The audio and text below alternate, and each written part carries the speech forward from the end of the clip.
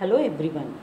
In the previous session, we discussed about the introduction of the system of government. In that, we discussed the parliamentary system and the presidential system.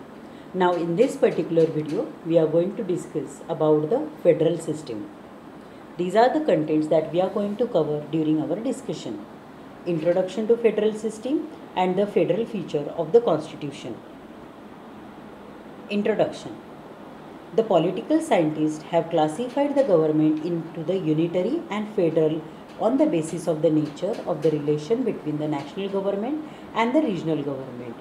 By definition, the unitary government is one in which all the powers are vested in the national government and the regional government, if at all exists, derives their authority from the national government.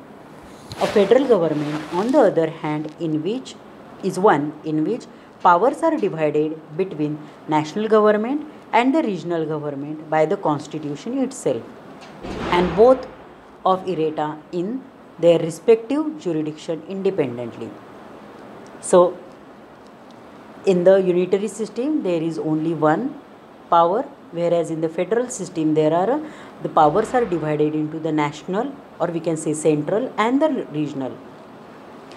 Britain, Japan, France, China, Italy, Belgium, Norway, Sweden, Spain and so on have a unitary model government, while the US, Switzerland, Australia, Canada, Russia, Brazil, Argentina and so on have a federal model of government. In federal model, the national government is known as federal government or the central government or the union government, and the regional government are known as the state government or the provincial government. The term federation is derived from Latin word fidus, which means the treaty or the agreement. Thus, federation is a new state, that is a political system which is formed through the treaty or an agreement between the various units. The units of the federation are known as various means like state, cantons or province or republic in Russia.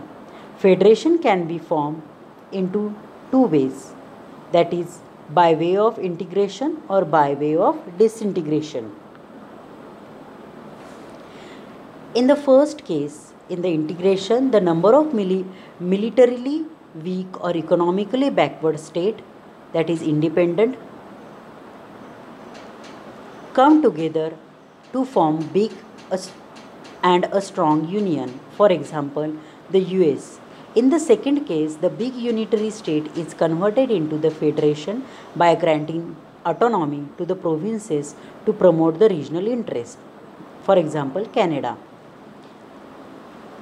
The US is the first and oldest federation in the world. It was formed in 1787 following the American Revolution, which happened in 1775 to 83. It comprises 50 states. Originally, the 13 states were there, and it is taken as a model of federation. The Canadian Federation comprises 10 provinces. Originally, the 4 provinces were there. It is also a quite old, formed in the 1867. The Constitution of India provides for a federal system of government in the country. Framers adopted the federal system due to the two main reasons. First is a large size of country and its socio-cultural diversity. They realized that the federal system not only ensures the efficient governance of the country but also reconciles the national unity with the regional autonomy. However, the term federation has nowhere been used in the Constitution. Instead, Article 1 of the Constitution describes India as a union of states.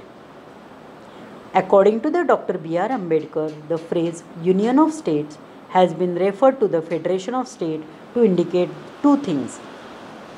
The Indian Federation is not a result of an agreement among the states like American Federation, and second, the states have no right to succeed the Federation. The Federation is union because it is indestructible.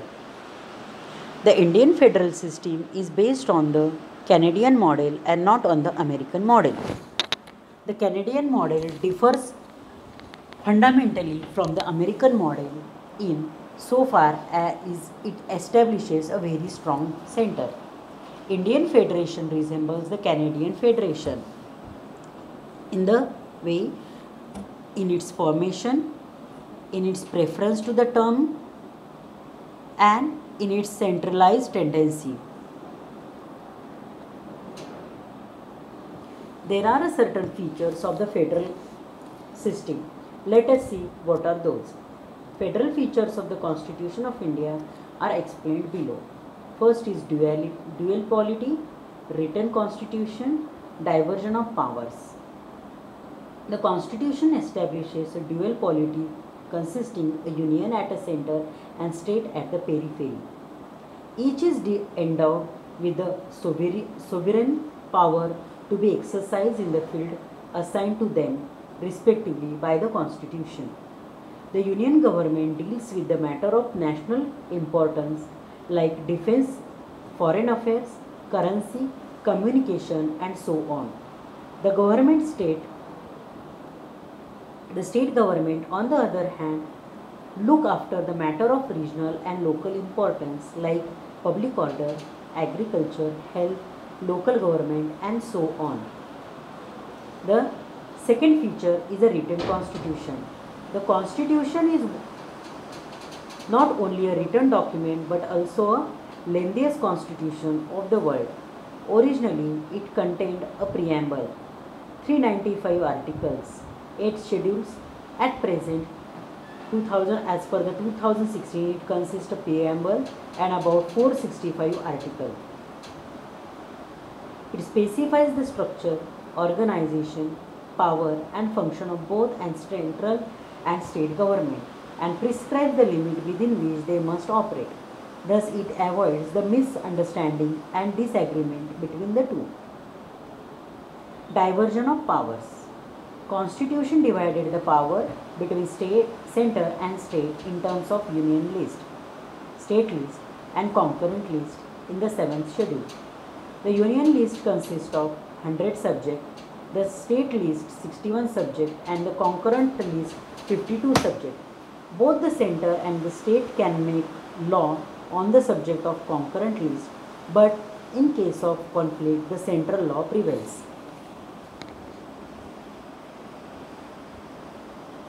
Then supremacy of the Constitution. The Constitution is supreme law of land. The law enacted by the center and the state must conform to its provision. Otherwise, they can be declared invalid by the Supreme Court or the High Court through their powers of judicial review.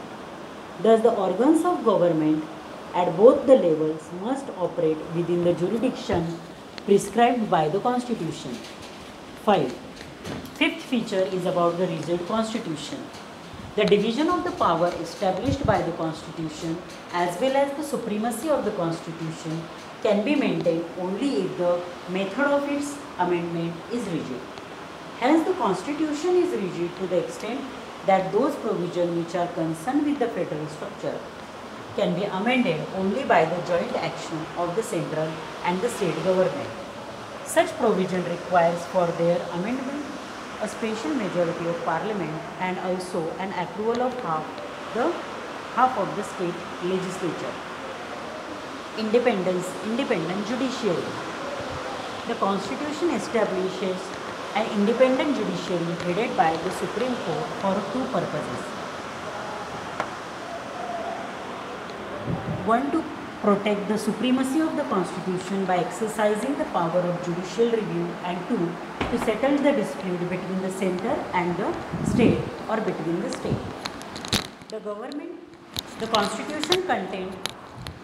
The Constitution contained various measures like security of tenure to judges, fixed service condition and so on to make the judiciary independent of the government. Bicameralism. The Constitution provides for a bicameralism legislature consisting of upper house, that is Rajya Sabha, and lower house, that is Lok Sabha. The Rajya Sabha represents the state of Indian Federation, while the Lok Sabha represents the people of the India as a whole. The Rajya Sabha, even though a less powerful chamber, is required to maintain the federal equilibrium by protecting the interest of the state against the undue interference of the center. This is the basic structure of the Indian government. As Indian government follows the federal system, so the central government or the powers are divided into the center and the state. So we can say that the union government or the central government is at the top. Below that the state government comes, and again below the state government, again the powers are divided into the local government. In the urban area it may be a municipality, or in the rural area it is panchayats. So under municipality it may be municipal corporation, municipal council and nagar panchayat, whereas in the panchayat it is a district panchayat, intermediate panchayat and village panchayat. So this is the basic structure of Indian government. I hope all of you have understood about the structure, that is federal structure of our Indian government. Thank you for watching.